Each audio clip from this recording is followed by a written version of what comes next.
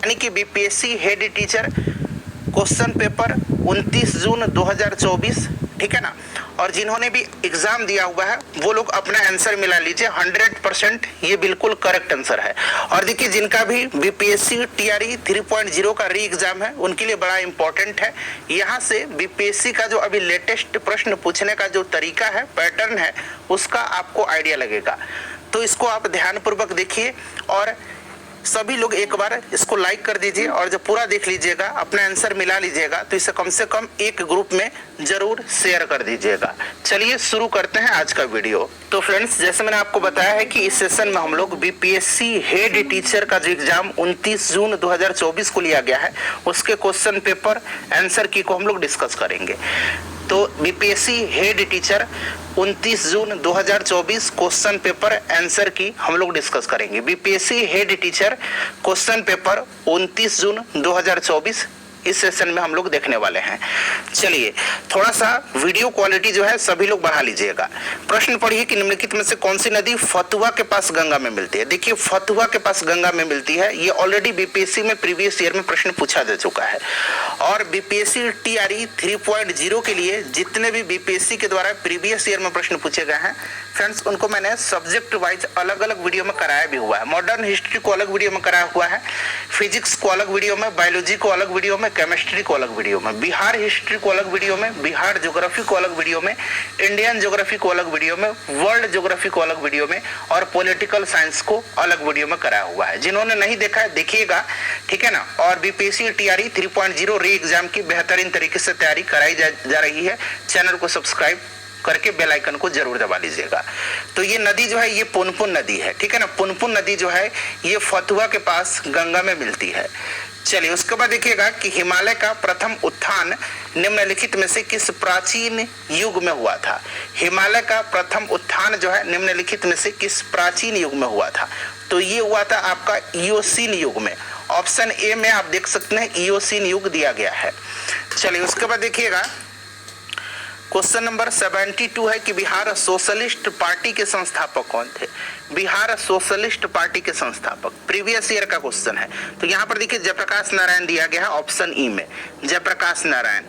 चलिए उसके बाद देखिएगा कि मानव तंत्र में पाचक एंजाइम किसके द्वारा निर्मित नहीं होता है।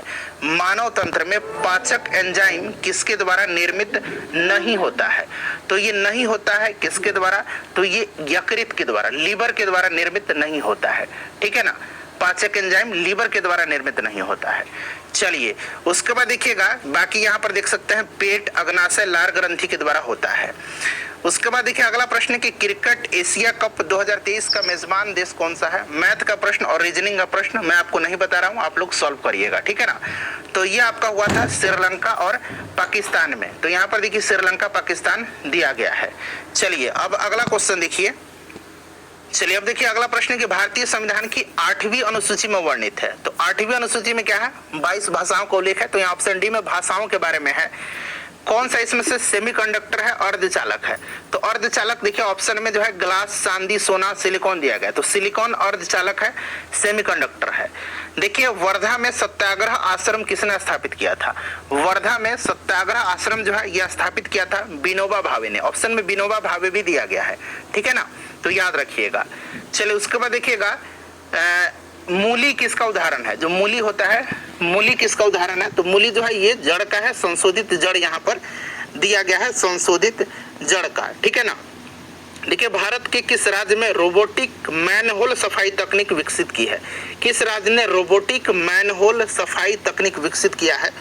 तो ये किया है केरला ने, ठीक है ना। केरल ऑप्शन ए में दिया गया है। चलिए अगला प्रश्न करेंगे। देखिए नेक्स्ट क्वेश्चन है कि शिक्षा का अधिकार अधिनियम 2009 अस्तित्व में कब आया था। तो शिक्षा का अधिकार अधिनियम 2009 अस्तित्व में कब आया था, 1 अप्रैल 2010 से आया था। ऑप्शन डी में देख सकते हैं। उसके बाद देखिएगा अगला प्रश्न है कि प्रत्येक वर्ष जो है विश्व रेड क्रॉस और रेड क्रिसेंट दिवस कब मनाया जाता है। विश्व रेड क्रॉस दिवस और रेड क्रिसेंट दिवस मनाया जाता है 8 मई के दिन, ठीक है ना। 8 मई ऑप्शन में दिया गया है। भारत के प्रमुख कोयला निक्षेप किस सिस्टम में यानी कि किस क्रम में पाए जाते हैं। तो ये पाए जाते हैं गोंडवाना में। तो यहाँ पर देखिए गोंडवाना क्रम दिया गया है। चलिए उसके बाद देखिएगा कि कोपेन के जलवायु वर्गीकरण के अनुसार उत्तर बिहार की जलवायु किससे प्रदर्शित की जाती है। मैक्सिमम क्वेश्चन प्रीवियस ईयर के देखने को मिल रहे हैं CWG में। उसके बाद देखिए 1932 में पूना पैक्ट के बाद हरिजन सेवक संघ की स्थापना हुई थी, गांधी जी ने किया था। और इसके अध्यक्ष कौन थे, तो इसके अध्यक्ष घनश्याम दास बिड़ला थे। ठीक है ना, ऑप्शन बी में आप देख सकते हैं घनश्याम दास बिड़ला। चलिए उसके बाद देखिए अगला प्रश्न। अब देखिए इसमें 150 प्रश्न पूछे गए थे। 75 प्रश्न जो है सामान्य अध्ययन का था और 75 प्रश्न टीचिंग एप्टीट्यूड का था। डीएलएड वाले जो प्रश्न थे वो थे। चलिए देखिएगा कि निम्नलिखित संसद को उसके संबंधित देशों के साथ मिलान करना है। अब देखिए देश और संसद का नाम दिया गया है दक्षिण कोरिया। तो दक्षिण कोरिया का इसमें से आपका राष्ट्रीय सभा हो जाएगा, उत्तर कोरिया का आपका हो जाएगा सर्वोच्च लोकसभा, उसके बाद नेपाल का आपका हो जाएगा विधायिका संसद और फिलीपीन का आपका कांग्रेस हो जाएगा। ठीक है ना, तो यहाँ पर 2 3 4 1 जो होगा 2 3 4 1 ये राइट आंसर होना चाहिए। एक बार आप लोग कमेंट करके इसका आंसर बताइएगा। ठीक है ना, चलिए उसके बाद देखिएगा कि निम्नलिखित में से कौन सा राष्ट्रीय राजमार्ग उत्तर प्रदेश, मध्य प्रदेश और महाराष्ट्र से गुजरता है। तो ये कौन सा NH है, NH3 गुजरता है। ठीक है ना, उत्तर प्रदेश, मध्य प्रदेश और महाराष्ट्र से। उसके बाद देखिए रेनकोट और टेंट के वाटरप्रूफ गुण किसके कारण होते हैं। जो रेनकोट होता है और जो टेंट होता है उसमें वाटरप्रूफ गुण किसके कारण होते हैं। तो फ्रेंड्स ये होते हैं आपके किसके कारण, सतह तनाव के कारण। ऑप्शन डी में सतह तनाव दिया गया है, सरफेस टेंशन। चलिए उसके बाद देखिए अगला प्रश्न है कि निम्नलिखित में से किस नेता ने 1906 में जो कलकत्ता में कांग्रेस का अधिवेशन हुआ था उसकी अध्यक्षता किया था। कल भी ये प्रश्न पूछा गया था, तो ये दादा भाई नौरोजी थे। ठीक है ना, उपरोक्त में से कोई नहीं, राइट आंसर इसका हो जाएगा दादा भाई नौरोजी थे। Growing a startup is tough. You have limited resources. उसके बाद देखिए ये रीजनिंग का प्रश्न है, आसान प्रश्न है। देखिए ए का उल्टा यहाँ पर मान 26 दिया गया है, तो उसी प्रकार से सन का आपको एस का उल्टा जो होगा 16 हो जाएगा, फिर 12 हो जाएगा आपका यू का और एन का हो जाएगा 6।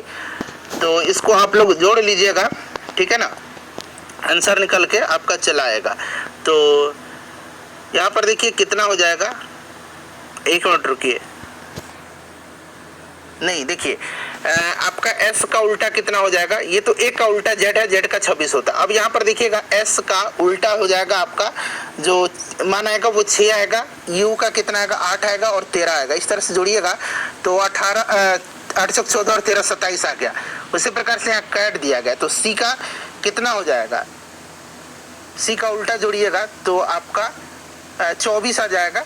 A का यहाँ पर देखिए ऑलरेडी 26 दिया गया, तो ये 50 हो गए और टी का जो है उल्टा कितना हो जाएगा 7 हो जाएगा, तो ये 57 इसका आंसर होगा। ठीक है ना, ऑप्शन ए में। चलिए उसके बाद देखिए न्यायिक पुनरावलोकन का आंशिक निरस्तीकरण सिद्धांत भारतीय संविधान के किस अनुच्छेद में संबंधित है। तो ये अनुच्छेद 13 में है। अगला क्वेश्चन देखिएगा कि पानी में फ्लोराइड प्रदूषण मुख्यतः प्रभावित करता है। पानी में जो फ्लोराइड प्रदूषण है यह मुख्यतः दांत को प्रभावित करता है। ठीक है ना, दांत और हड्डी को ये प्रभावित करते हैं, तो ऑप्शन में यहाँ पर दांत दिया गया है। नेक्स्ट क्वेश्चन करेंगे। देखिए अगला प्रश्न पूछा गया है कि 2017 में निम्नलिखित में से किसे स्वच्छ भारत मिशन का ब्रांड एम्बेसडर नियुक्त किया गया था। 2017 वाला पूछ लिया गया है। ठीक है ना, तो ये शिल्पा शेट्टी को किया गया था। ऑप्शन सी में है। भारतीय संविधान का कौन सा भाग पंचायत राज व्यवस्था से संबंधित है, भाग पूछा गया है, तो ये भाग कौन सा है, भाग 9 है। भाग 9 देख सकते हैं ऑप्शन ए में दिया गया है। उसके बाद देखिए वह प्रक्रिया जिसमें ऑक्सीजन को हटाया जाता है उसको हम लोग क्या बोलते हैं, उसको हम लोग रिडक्शन बोलते हैं। तो यहाँ पर देखिएगा अवकरण दिया गया है ऑप्शन बी में, अवकरण। गदर पार्टी का गदर था, ये मैंने मॉडर्न हिस्ट्री में 1-2 दिन पहले ही कराया था। ये साप्ताहिक पत्र था। ठीक है ना, साप्ताहिक पत्र था, ऑप्शन डी साप्ताहिक पत्र होगा। ठीक है ना, चलिए उसके बाद देखिए अगला प्रश्न है कि सेरोलॉजी किसका अध्ययन है। ये जो सेरोलॉजी इस तरह से लिखा गया है, सेरोलॉजी किसका अध्ययन है, तो सेरोलॉजी जो है ये अध्ययन है छिपकलियों का। ऑप्शन सी में दिया गया है छिपकली, जिन्होंने भी लगाया उनका राइट आंसर है। ठीक है, देखिए एपॉक्सी रेजिन का उपयोग निम्न में से किसके रूप में किया जाता है, इस तरह से लिखा गया है एपॉक्सी रेजिन। ठीक है ना, एपॉक्सी रेजिन। तो देखिए एपॉक्सी रेजिन का उपयोग जो है मुख्यतः चिपकाने में किया जाता है। ऑप्शन ए यहाँ पर राइट आंसर हो जाएगा, चिपकाने में। जिन्होंने लगाया है उनका राइट आंसर है। चलिए अगला प्रश्न करेंगे। अब यहाँ पर देखिएगा प्रश्न है कि इनसेट 3D, यहाँ मैं लिखता हूँ इनसेट 3D निम्नलिखित में से किस तारीख को लॉन्च किया गया था?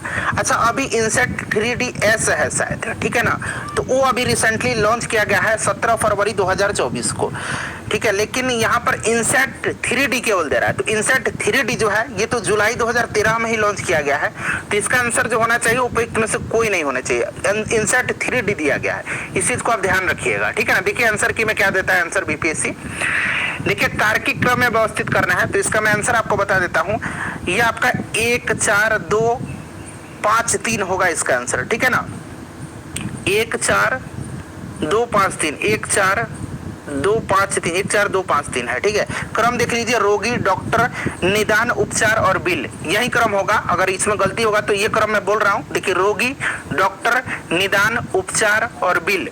चलिए उसके बाद देखिएगा कि फैंसी खिलौने में प्रयोग किए जाने वाले प्रकाश उत्सर्जक डायोड जो है ये क्या उत्सर्जित करता है? जो प्रकाश उत्सर्जक एलईडी है वो क्या उत्सर्जित करता है फैंसी खिलौने में?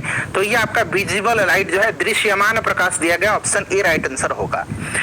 देखिए हाल ही में उद्घाटन किए गए भारत के पहले बालिका सैन्य विद्यालय का स्थान कौन सा शहर है? तो ये आपका बालिका सैन्य विद्यालय जो है ये वृंदावन में, मथुरा के वृंदावन में किया गया है, ठीक है ना, तो यहाँ पर वृंदावन दिया गया ऑप्शन में। चलिए उसके बाद एक प्रश्न है कि कालक्रम की दृष्टि से निम्नलिखित घटनाओं में कौन सी अंतिम थी? तो खिलाफत आंदोलन, भगत सिंह की फांसी और होम रूल आंदोलन, और यहाँ पर दिया गया है आपका भारतीय राष्ट्रीय कांग्रेस का कराची अधिवेशन। तो इन दोनों में तो कोई डाउट ही नहीं है, होम रूल आंदोलन। अब डाउट फंस रहा है आपको भगत सिंह की फांसी और भारतीय राष्ट्रीय का कराची अधिवेशन कांग्रेस का। तो चूंकि देखिए भगत सिंह की जो फांसी हुई थी ये 23 मार्च 1931 को हुई थी और कराची अधिवेशन इसके बाद शुरू हुआ था, तो सबसे लास्ट वाली घटना जो है ये कराची अधिवेशन ही है, ठीक है, अंतिम घटना। चलिए, और गांधी इरविन पैक्ट जो हुआ था, गांधी इरविन समझौता, ये 5 मार्च 1931 को हुआ था, ठीक है ना। चलिए निम्नलिखित शहरों में से कौन सा नगर तमिलनाडु का मैनचेस्टर कहा जाता है? तमिलनाडु का मैनचेस्टर कोयम्बटूर को कहा जाता है। मानव शरीर के द्वारा पाचन में सहायता के लिए प्रयोग किए जाने वाला अम्ल कौन सा है? पाचन में कौन सा अम्ल? तो ये हाइड्रोक्लोरिक अम्ल है, ठीक है ना, ऑप्शन डी में HCl दिया गया, हाइड्रोक्लोरिक अम्ल। चलिए अगला प्रश्न करेंगे। देखिए नेक्स्ट क्वेश्चन है कि संघीय बजट 2022 के अनुसार वर्ष 2022-23 की अवधि में पीएम आवास योजना के तहत कितने आवास बनाए जाएंगे? तो कितने आवास बनाए जाएंगे? 80 लाख आवास, आंसर होगा 80 लाख, ऑप्शन बी में। चलिए उसके बाद देखिए अगला प्रश्न है, यहाँ पर देखिएगा अगला प्रश्न क्या कर रहा है, कह रहा है कि निम्नलिखित में से यहाँ पर देखिएगा यह है कि यहाँ भारत में एक क्रांति होने जा रही है और हमें जल्दी चला जाना चाहिए। ये किसने कहा था? भारत में यानी कि यहाँ पर एक क्रांति होने जा रही है और जल्दी से हमें यहाँ से चला जाना चाहिए, ये लॉर्ड बेबल ने कहा था, ऑप्शन ई में दिया गया है लॉर्ड बेबल, ठीक है। चलिए उसके बाद नेक्स्ट क्वेश्चन देखिएगा कि कौन सा पौधा पौधे में मौजूद होता है लेकिन जानवरों में नहीं? पौधे में तो मौजूद होता है लेकिन जानवरों में मौजूद नहीं होता है। तो ये आपका स्टार्च है जो कि पौधों में मौजूद होता है, जानवरों में मौजूद नहीं होता है, स्टार्च, ठीक है। चलिए उसके बाद देखिएगा अगला प्रश्न हमारा कि कौन सा शब्द संविधान की प्रस्तावना में नहीं है? तो आपका इसमें से संघीय शब्द जो है संविधान की प्रस्तावना में नहीं है। चलिए अब नेक्स्ट क्वेश्चन देखिए। चलिए देखिए अगला प्रश्न है, पुस्तक है और लेखक का मिलान करना है। तो देखिए लैला मजनू जो है ये आपका अमीर खुसरो हो जाएगा, अकबर नामा जो है अकबर नामा ये आपका अबुल फजल हो जाएगा, ठीक है। बादशाह नामा हो जाएगा अब्दुल हामिद और तहकीक ए हिंद जो होगा ये आपका अलबरूनी हो जाएगा। 4 1 2 3 इसका राइट आंसर हो जाएगा, 4 1 2 3 ऑप्शन बी, ठीक है। चलो उसके बाद देखिएगा कि निम्नलिखित में से किसे लोकतंत्र की प्रथम पाठशाला माना जाता है? तो यहाँ पर देखिए स्थानीय स्वशासन दिया गया है, ऑप्शन सी इसका राइट आंसर होगा। उसके बाद चलिए अगला प्रश्न देखिएगा, पूछा गया है कि मायोपिया बीमारी निम्न में से संबंधित होती है? तो मायोपिया, हाइपरमेट्रोपिया ये सब आपको पता आंख से संबंधित। चलिए फ्रेंड्स उसके बाद नेक्स्ट क्वेश्चन कर लेंगे कि कारों और वाहनों के इंजन की कूलिंग निम्न में से किसके द्वारा होती है? तो ये रेडिएटर के द्वारा होती है, ठीक है ना। देखिए उसके बाद कि निम्नलिखित में से कौन भारत की संविधान सभा का संवैधानिक सलाहकार थे? तो ये BN राव थे। चलिए उसके बाद देखिएगा कि निम्नलिखित में से कौन सा कथन यहाँ पर जो है सही है? तो यहाँ पर देखिएगा कि लाला लाजपत राय भारतीय राष्ट्रीय कांग्रेस के अध्यक्ष कभी भी नहीं चुने गए थे, ये गलत है क्योंकि ये चुने गए थे, जो स्पेशल सत्र हुआ था, विशेष सत्र कलकत्ता में 1920 में वो चुने गए थे।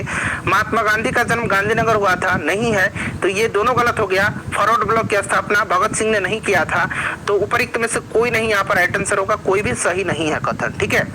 चलिए उसके बाद देखिएगा नेक्स्ट क्वेश्चन। देखिए प्रकाश संश्लेषण निम्न में तेज होता है। अब प्रश्न यहाँ पर देखिएगा तेज होता है, फास्टेस्ट किस कलर में होता है? देखिए मैक्सिमम तो है लाल रंग में होता है, मैक्सिमम लाल रंग के प्रकाश में होता है, लेकिन फास्टेस्ट जो होता है ये सफेद प्रकाश में होता है। चलिए उसके बाद देखिएगा कि संघीय बजट 2022 में गति शक्ति योजना के लिए आगामी 25 वर्षों के लिए कितना बजट आवंटित किया गया? तो ये बजट जो है ये 107 लाख करोड़ है, ठीक है ना, ऑप्शन बी में दिया गया है। चलिए उसके बाद देख लीजिएगा यहाँ पर आपका लुप्त संख्या दिया गया है, तो 2 दूना 4 प्लस 1 5 होगा। उसके बाद देखिए 5 तिहाई 15 प्लस 1 होगा तो 16 होगा। उसके बाद 16 चौका 64 प्लस 1 होगा तो ये 65 हो जाएगा। तो उसी प्रकार से 65 गुना 5 प्लस 1 होगा, तो 65 गुना 5 प्लस 1 कितना होगा? तो यहाँ पर देखिएगा 65 गुना 5 प्लस 1 326 होगा, ऑप्शन सी में दिया गया है।